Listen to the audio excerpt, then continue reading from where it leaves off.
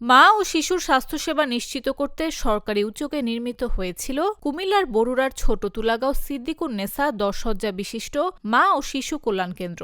কিন্তু বাস্তবে সেখানে গিয়ে মিলছে না চিকিৎসক, নেই নিয়মিত সেবা। হাসপাতালের প্রধান ফটক খোলা থাকলেও চিকিৎসকের কক্ষ ফাঁকা দেখে হতাশ হয়ে ফিরছেন রোগীরা। কেউ জন্ম নিয়ন্ত্রণ পরামর্শ দিতে, কেউ বা শিশুকে ডাক্তার দেখাতে এলেও শেষ ভরসা হয়ে দাঁড়াচ্ছেন একজন পরিবার কল্যাণ পরিদর্শিকা।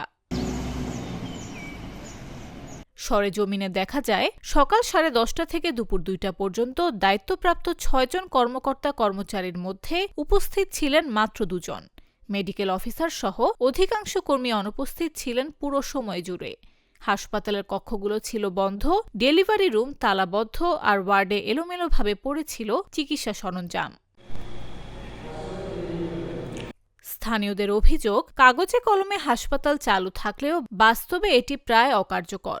চিকিৎসকরা সময়মতো আসেন না, অনেক সময় হাসপাতালের গেটও বন্ধ থাকে। ফলে আশেপাশের অন্তত ১৯ গ্রামের মা ও শিশুরা বাধ্য হয়ে উপজেলা বা জেলা সদরে ছুটছেন চিকিৎসার জন্য। অন্যদিকে মেডিকেল অফিসার ডাক্তার সোনিয়া হুদা দাবি করেছেন, রোগীরা দেরিতে আসে বলেই ডাক্তাররাও দেরি করে আসেন। হ্যাঁ, অনেক সময় লেট হয়, অনেক সময় লেট হয়েছে। কাল 9টা থেকে 2টা পর্যন্ত থাকার যেদিন জেলা অফিসে মিটিং থাকে অথবা উপজেলা অফিসে কোনো কাজ থাকে, সেদিন হয়তো আমি অফিসে ওখানে সেবা দিতে পারি না। এদিকে হাসপাতাল পরিদর্শনের পর সংবাদ প্রকাশ না করতে প্রতিবেদককে আর্থিক প্রস্তাব দেওয়ার অভিযোগও উঠেছে ওই চিকিৎসকের বিরুদ্ধে। বিষয়টি নিয়ে ক্ষোভ বাড়ছে স্থানীয়দের মধ্যে। স্বাস্থ্য বিভাগ বলছে, অভিযোগের সত্যতা মিললে নেওয়া হবে বিভাগীয় ব্যবস্থা। সেটা আমার এর আগে আসেনি, এখন আপনার মাধ্যমে জানলাম।